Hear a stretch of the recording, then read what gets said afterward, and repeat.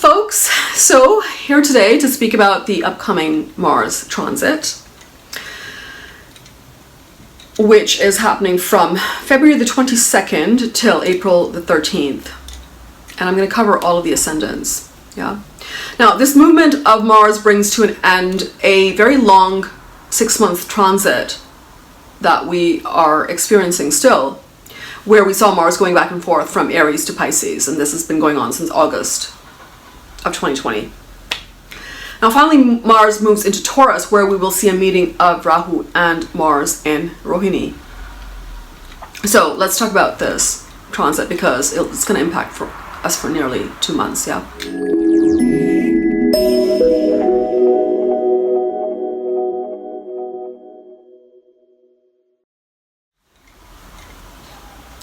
Okay, so we are ending a very long 6-month tumultuous transit of Mars, which started in Aries back in mid-August 2020. And for months we experienced Mars in retrograde, Mars in the Gandant zone between Pisces and Aries, which can be quite difficult. And of course Mars making stressful connections to Saturn as well. Since December the 24th, Mars has been strongly placed in his own fire sign of Aries.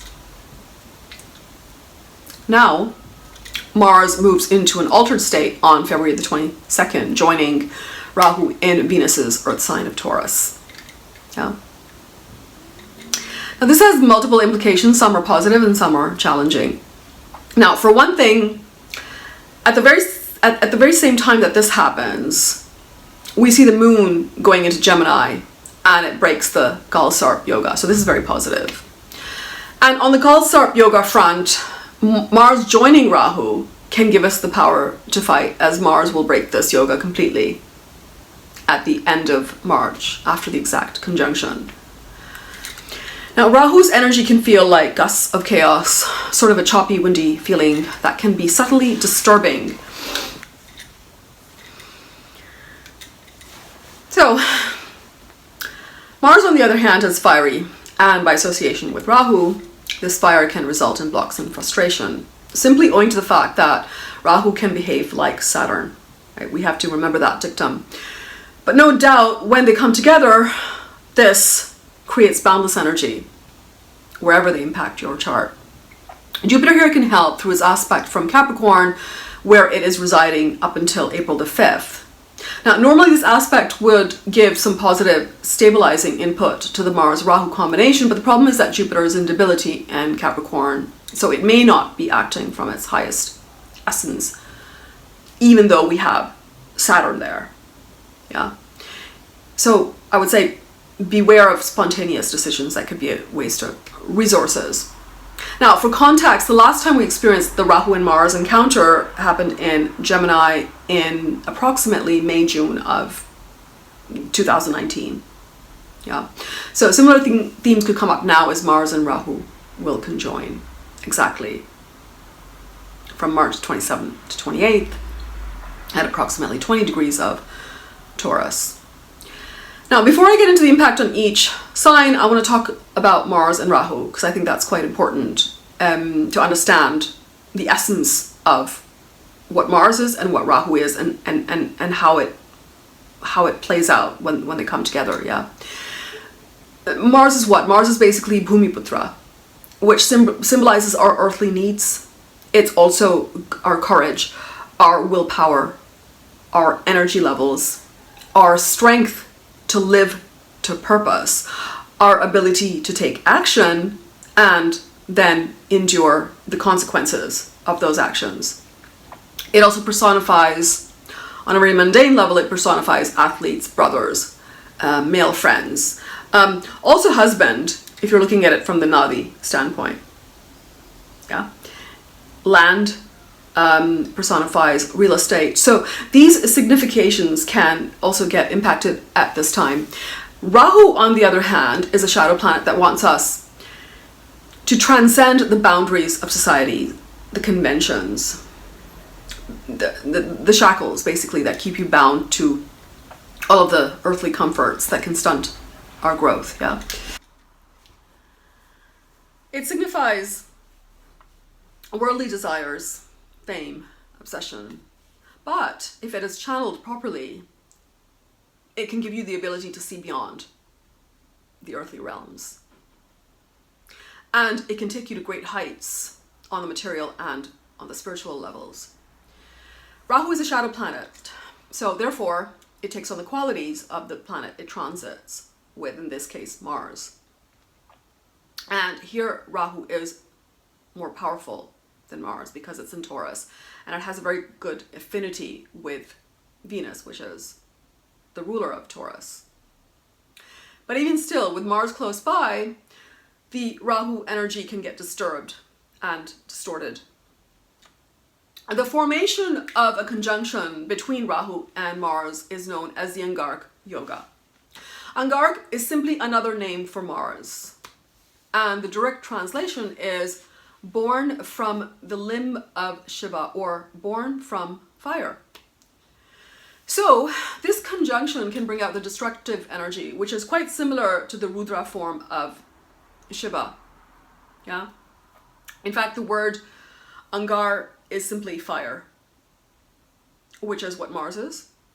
And Rahu, being the shadow, can be taken to be the oil that fuels that fire. The English word anger comes from this word, which is, in essence, fire that has gone out of control, right? In and of itself, fire is not negative, right? Because it's not only necessary for survival, but it can open up the channels of spiritual awareness to a very deep level, right? So it's very much required, and if channeled properly, can take you to great heights on the spiritual front. It can also give the energy and the ability to tirelessly pursue that which you desire. And that's the essence of the Rahu and Mars conjunction.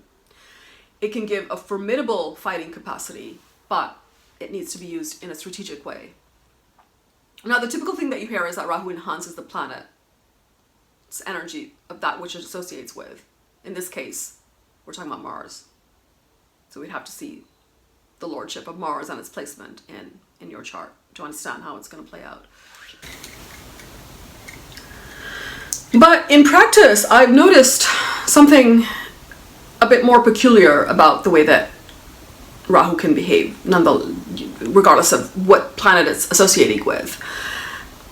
Rahu's behavior does tend to be akin to Saturn, so you can't remove that quality and just look at Mars alone, right? We have to look at the whole picture. We have to look at Saturn, we have to look at Venus as well as Mars. Now, in my opinion, to use this conjunction effectively, you have to be more mindful of Rahu's position first. So now, the temptation to act, charge ahead, conquer, whatever it is, that impulse, that's very strong with Mars. But rather, if you form an intent, then do nothing. You have the intent, then you do nothing. And all the while that you do nothing, you're still mindful of your goal, and you can still resonate with the goal, which is that Mars vibration. Then the results can be formidable, that they sort of beyond your expectation. So for instance, you have a clear vision of what you want the outcome to be, but you don't charge ahead like you would want to do with the Mars. Instead, you restrain the Mars impulse. Then Rahu will do the rest for you. It takes that Martian impulse, basically, and with it manifests an outcome in such a way that you could not imagine, and nor will you receive the type of results that you would have had you acted too quickly. So it's better to imagine the outcome, but to detach from action and then let Rahu carry it forward, because Rahu is that, again, it's that shadow energy. So you have to connect with it from the mind space rather than the action, which is what Mars will propel you to do. On the other hand, if you go with the Mars impulse and ignore Rahu, then the results are also going to be unpredictable, as anyway they would be with Rahu. But more often than not, they will also be destructive and perhaps self-destructive. Yeah. The reason for that is that in essence, this conjunction expresses and manifests that Rudra energy. And in fact, it's similar to what you would get with Mars and Ketu. Yeah. And this is basically the impulse to destroy. In a nutshell, it's the impulse to destroy, which in and of itself is not bad.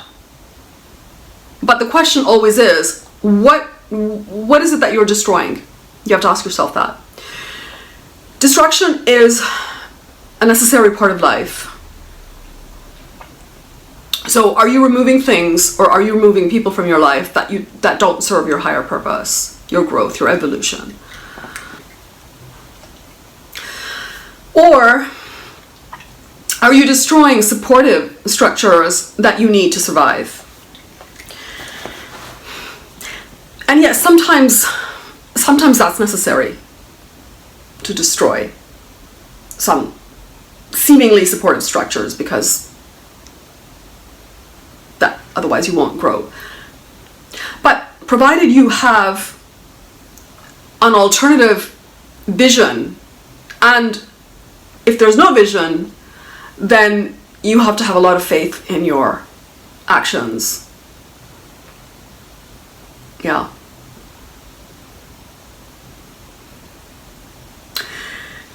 Usually,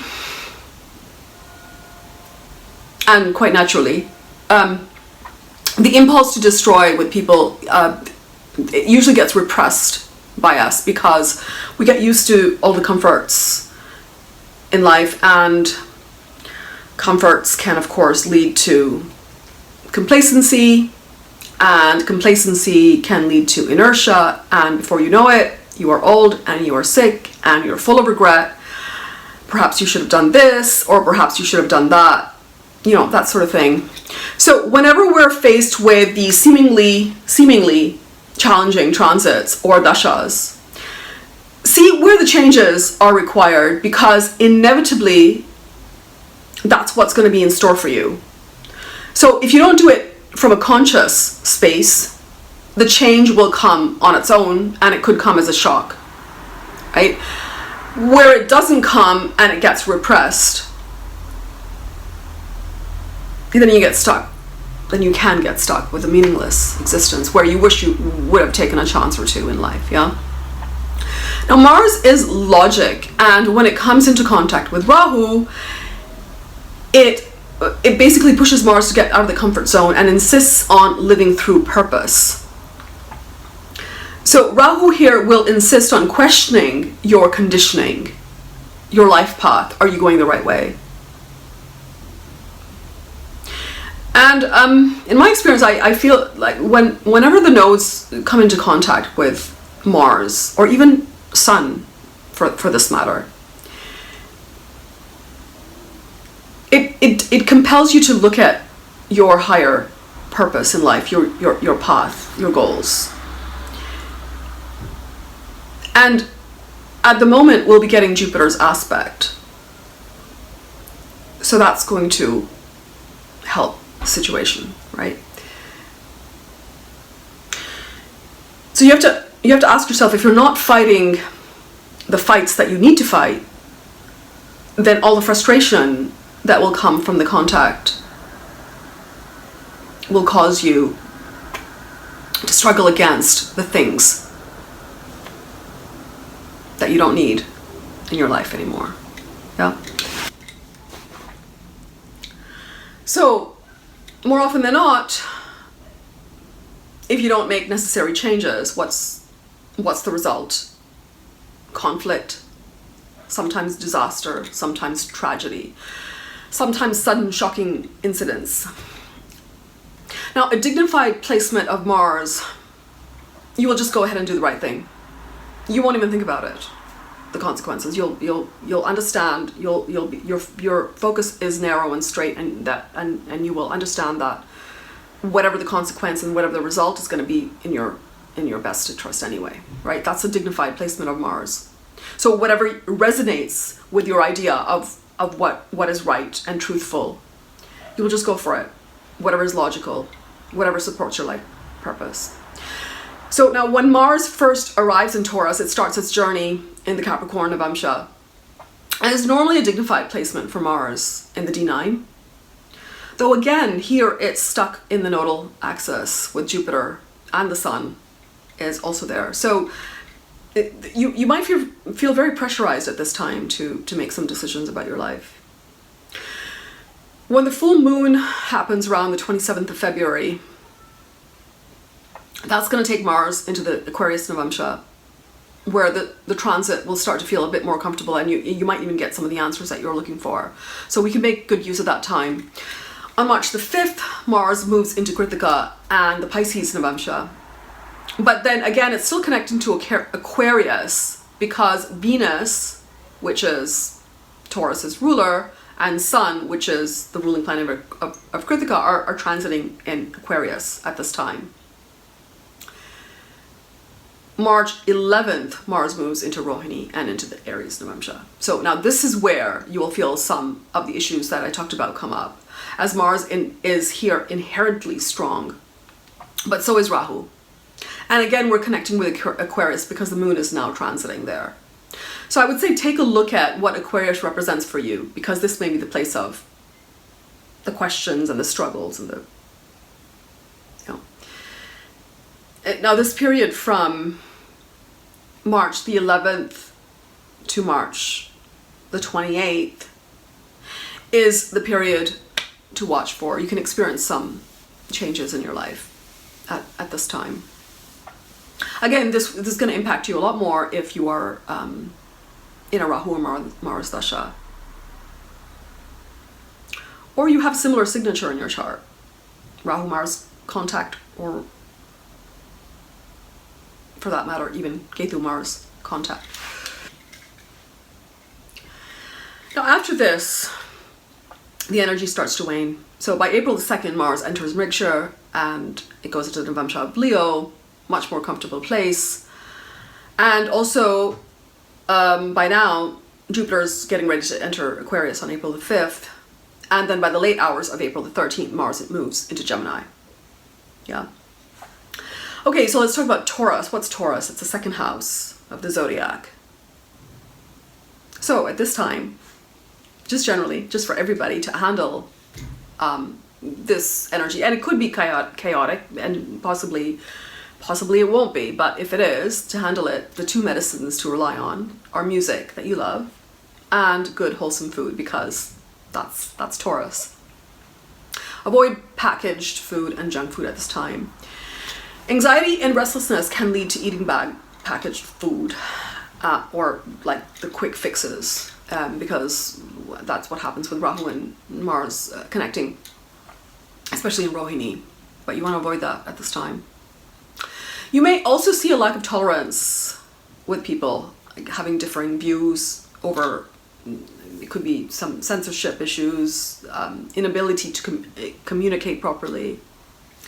Avoid provocative speech at this time. Avoid picking a fight at this time. Open the channels of communication in your home, in your society, in your community, offline and online. Again, this is house stuff, right? This is all Taurus stuff. So this can reduce some of the anxiety that you may feel. Rahu and Mars can give the drive and the desire to master all that is represented by Taurus and the lordships of Mars. So you have to look at that, and we're going to look at that together now. So now for Aries ascendants, Mars is what? The Lagna Lord and the 8th Lord, and it's transiting your second house with Rahu. So communication issues, be watchful there. Work life should be good and money should be flowing in.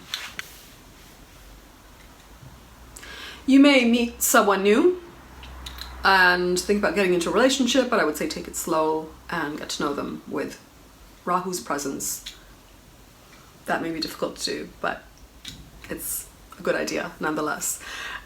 You could also get unexpected money, being that it's the 8th house Lord transiting in the 2nd house. Now, for Taurus ascendant, the conjunction is in your 1st house. This is the 7th Lord transiting your house. So again, a new relationship could come along, or making a relationship official can happen perhaps at this time too. Good time to go on any retreats if you can. Be watchful of what you eat, because again, we're talking about Taurus and this is your 1st house. If you ever thought about relocating abroad, then you can accelerate these plans now. Yeah. For Gemini ascendants, you have the 6th, 11th Lord transiting your 12th house. So be watchful of health issues and try not to get into any battles at this time. Now, with Rahu transiting the 12th house for you, you may have very prophetic dreams, so pay attention to your dreams at this time. You may also have some unforeseen expenses to come up, so spend wisely. For Cancer ascendants, you have the 5th, 10th Lord, your Angark planet, moving through your 11th house. So if you ever thought to buy property, then this would be a good time to explore that. Excellent time to make money and good time for investments too. So it's actually a good transit for Cancer ascendants. For Leos, you have the 4th, 9th Lord, again, your Angark planet, transiting the 10th house. So you may be thinking about a move during this time, but I would say best to just make plans and wait until after the transit. This actually is called the Dharma Karma Adhipati Yoga. Why? Because it's the 9th Lord moving through the 10th house. And normally it's very good for your professional image and career. But due to Rahu there also, you may experience some gossip related to your reputation. So be watchful there. You could, however, also have some breakthroughs in your career at this time. Yeah. For Virgos, Mars is a malefic planet, and moving through the 9th house with Rahu could mean some unexpected travel. I would say be cautious of long-term decisions at this time. 8th Lord in the 9th house. This can also bring restructuring of your belief system and your life goals, ultimately in a positive way. You may have a change of heart in your life path, so it's a good time to reflect on this. And also it may bring surprises in your father's health or relationship with him, so watch out for this. For Libras, Mars is a Marka planet. Right? It's because it's in charge of the 2nd and the 7th house, and it's going to be moving through your 8th house, so could result in a break of old relationships. You may also see some relationships, people from the past re-emerge in your life. There can be some adjustments with wealth, how you make money, how you save money, change in a job, that could happen now. So keep an eye on finances at this time. Scorpios, this movement of Lagna Lord in the 7th house of relationships means it's a good transit for partnerships, actually. Starting a new business as well, not a bad time for that. And opportunities could come very quickly and quite suddenly. So it's overall a good transit, I think, for Scorpios. For Sagittarius, this is your 5th, 12th Lord moving through the 6th house. So keep your emotions in check, as this conjunction in the 6th house could make you hateful and suspicious of other people. If you were looking to settle a score though with someone, with a little bit of strategy and planning, this is a very good time to do that. Your competitors can disappear, and if you were in disputes with anyone, then it would get resolved in your favor. If you're in the medical or legal field, it's a good time for making profits. This conjunction in the 6th house, being its Taurus, can be good for relationships. Yeah. For Capricorn, you can experience some hurdles because combined with the second phase of Sati at the moment, it's not a good time to start anything new for you, whether it's work or relationship orientated. So don't make quick decisions at this time, and practice caution in relationships. It's a good time for students, however. So, for example, you could pursue a new course at this time. For Aquarius, this conjunction takes place in your 4th house, so you may encounter some issues with your mother or your domestic life at this time. Might not be very peaceful. But overall, it's a good time for if you are meeting new people. Yeah. For Pisces, this conjunction is taking place in the 3rd house, so it's a very good phase for finances. It's also a good time to try something new. A new adventure, a new initiative can be started this time. Opportunities can come very quickly, and it's an excellent time for relationships too. Overall, for everyone, this transit will give a big boost to all of the areas that are connected with Mars. So opportunities can come quickly, so you'll have to act, but also be aware that the situation may be altered, so you can also see reversals at a later date because of Rahu's presence there.